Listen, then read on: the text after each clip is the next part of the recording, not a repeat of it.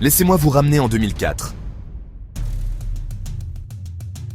Imaginez une chambre d'étudiants à Harvard, désordonnée, fourmillant d'idées, juste un peu chaotique.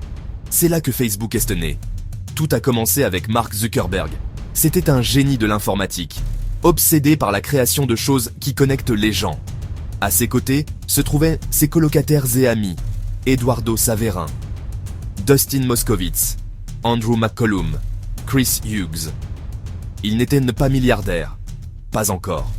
C'étaient juste des étudiants, qui rêvaient grand, codant tard dans la nuit, essayant simplement de créer quelque chose de cool pour leur campus. La première version de Facebook s'appelait en fait The Facebook.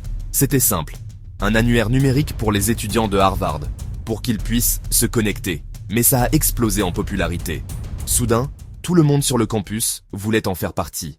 Des universités partout en Amérique ont commencé à le demander. Mark et son équipe ont fait un pas audacieux. Ils ont abandonné Harvard, ils ont risqué leur diplôme, fait leurs valises, déménagé dans la Silicon Valley. Pour la plupart des gens, ça aurait été fou. Mais pour eux, c'était juste la prochaine étape. Bien sûr, tout n'a pas été rose. Ils ont fait face à des poursuites judiciaires, une concurrence féroce et des tensions entre eux. Eduardo, l'un des cofondateurs, a fini par partir après une séparation houleuse. Mais la vision n'a jamais changé. Rendre le monde plus ouvert et connecté. À mesure que Facebook grandissait, l'équipe aussi. Dustin Moskovitz est devenu un jeune milliardaire et a lancé d'autres startups. Chris Hughes a contribué à la croissance puis est parti vers l'impact social. Andrew McCollum, le designer original, est devenu entrepreneur. Même Eduardo Saverin a trouvé le succès en investissant dans des startups. Mais au cœur de tout cela, il y avait Mark. Implacable, un peu controversé, toujours en mouvement. Il a dirigé Facebook d'un projet universitaire à une force mondiale, connectant des milliards de personnes.